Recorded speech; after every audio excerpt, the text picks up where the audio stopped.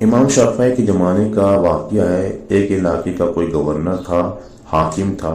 وہ اپنی بیوی کے ساتھ اپنے گھر میں تنہائی کے لمحات میں تھا۔ شوہر اچھے موڈ میں تھا، مگر بیوی کسی وجہ سے اس سے ناراض تھی۔ اب شوہر جتنا اس سے محبت اور پیار کی باتیں کرتا، وہ بیوی اتنا اس سے چڑتی اور اس سے بدتمیزی کرتی، حتیٰ کہ جب خاوند نے بہت زیادہ اس سے محبت کا اظہار کیا تو عورت کا دماغ اس وقت گرم تھا۔ وہ بیوقوف آگے سے کہنے لگی کہ جہنمی پیچھے ہٹ، مجھے ہاتھ مت لگا۔ اب جب اس نے اپنے شوہر کو جہنمی کہا تو آخر وہ بھی مرد تھا، اس کو غصہ آ گیا۔ اس نے کہا کہ اگر میں جہنمی تو پھر تجھے میری طرف سے طلاق۔ اب رات گزر گئی، صبح جب دونوں کا دماغ ٹھنڈا ہوا تو عورت کو بھی غلطی کا احساس ہوا کہ میں اپنے شوہر سے ناراض تھی، مگر مجھے یہ لفظ نہیں کہنا چاہیے تھا کہ جہنمی پیچھے ہٹ، میں نے تو غلطی کر لی۔ اب وہ اپنے شوہر سے پوچھنے لگی کہ جی کیا مجھے طلاق ہو گیا؟ اس نے کہا پتہ نہیں، یہ تو کنڈیشنل تھی، اگر میں جہنمی ہوں تو تجھے میری طرف سے طلاق، لہٰذا مجھے علماء سے پوچھنا پڑے گا۔ شوہر نے علماء کو بلایا، علماء کہنے لگے اس کا جواب ہم تو نہیں دے سکتے، اس لیے کہ کون گارنٹی دے کہ آپ جہنمی نہیں ہیں، کون فیصلہ کر سکتا ہے؟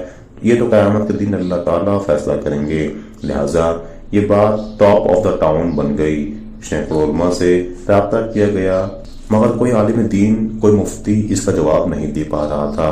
بادشاہ پریشان تھا، وہ بھی اپنی اتنی خوبصورت بیوی کو طلاق نہیں دینا چاہتا تھا، بیوی بھی اب طلاق نہیں لینا چاہتی تھی۔ چنانچہ امام شافعی رحمۃ اللہ علیہ کو کسی نے بتایا کہ جی فلاں علاقہ میں یہ واقعہ پیش آیا ہے۔ انہوں نے فرمایا مجھے وہاں لے چلو، میں اس سوال کا جواب دے سکتا ہوں۔ چنانچہ امام شافعی رحمۃ اللہ علیہ آئے اور انہوں نے حاکم سے پوچھا کیا واقعہ پیش آیا؟ اس نے بتایا کہ اس طرح میری بیوی نے یہ الفاظ کہیں اور میں نے اس کے جواب میں یہ الفاظ کہہ دیے، اب بتائیے طلاق ہوئی کہ نہیں؟ امام شافعی رحمۃ اللہ علیہ نے فرمایا کہ بادشاہ سلامت، اس کا جواب دینے کے لیے مجھے آپ سے تنہائی میں کچھ باتیں پوچھنی پڑیں گی۔ اس نے کہا بہت اچھا۔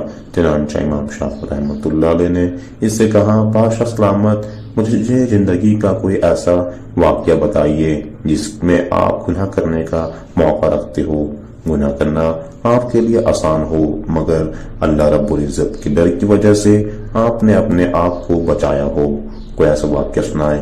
بادشاہ سوچتا رہا، کہنے لگا ہاں ایک دفعہ میری زندگی میں یہ واقعہ پیش آیا۔ کیسے پیش آیا؟ کہنے لگا ایک دفعہ جلدی میں اپنے دفتر کے کام سے فارغ ہو کر اپنے بیڈ روم میں چلا گیا۔ جیسے ہی میں داخل ہوا میں نے دیکھا کہ محل میں کام کرنے والی لڑکی میرے کمرے میں چیزوں کو سنوار رہی تھی، بستر کو ٹھیک کر رہی تھی۔ جب میری اس کے چہرے پر نظر پڑی تو لڑکی حسن و جمال میں بہت پیاری تھی۔ چنانچہ میں نے دروازے کو لاک لگا دیا، بند کر دیا۔ جب میں لاک لگا کر آگے بڑھا تو لڑکی سمجھ گئی کہ میری نیت خراب ہے۔ وہ نیک تھی، پاک دامن تھی، تو میری طرف دیکھ کر اس نے کہا اے بادشاہ اللہ سے ڈر۔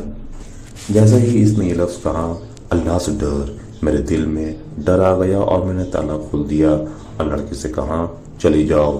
حالانکہ اگر میں چاہتا تو لڑکی سے اپنی خواہش پوری کر لیتا، مجھے کسی نے پوچھنا ہی نہیں تھا، مگر اس نیک بچی کے یہ الفاظ میرے دل پر بجلی بن کر گرے اور مجھے اللہ کا خوف آ گیا، اور میں نے گناہ کے اس موقع سے بچنے کے لیے اس لڑکی کو واپس بھیج دیا۔ اور ایک ایسا گناہ ہے جو میں کر سکتا تھا مگر اللہ کے خوف کی وجہ سے میں نے نہیں کیا۔ جب اس نے یہ واقعہ سنایا، امام شافعی رحمۃ اللہ علیہ نے اس سے کہہ دیا کہ آپ کی بیوی کو طلاق نہیں ہوئی، اس لیے کہ آپ جہنمی نہیں بلکہ جنتی ہے۔ جب انہوں نے یہ فتویٰ دیا، سارے علماء ان سے بحث کرنے لگ گئے، آپ کیسے کہہ سکتے ہیں؟ آپ کیسے جنت کا ٹکٹ دے سکتے ہیں؟ کیا پرمٹ آپ کے ہاتھ میں ہے کہ آپ کہیں کہ یہ جنتی ہے یہ جہنمی؟ آپ نے فرمایا یہ فتویٰ میں نے اپنی طرف سے نہیں دیا، بلکہ یہ فتویٰ اللہ تعالیٰ نے قرآن مجید میں خود عطا فرمایا ہے۔ جی قرآن مجید میں کیسے؟ انہوں نے کہا قرآن مجید کی آیات ہے، جو شخص اپنے رب کے سامنے کھڑا ہونے سے ڈرا اور اس نے اپنے نفس کو خواہشات میں پڑنے سے بچا لیا، بس اس کا ٹھکانہ جنت ہوگا۔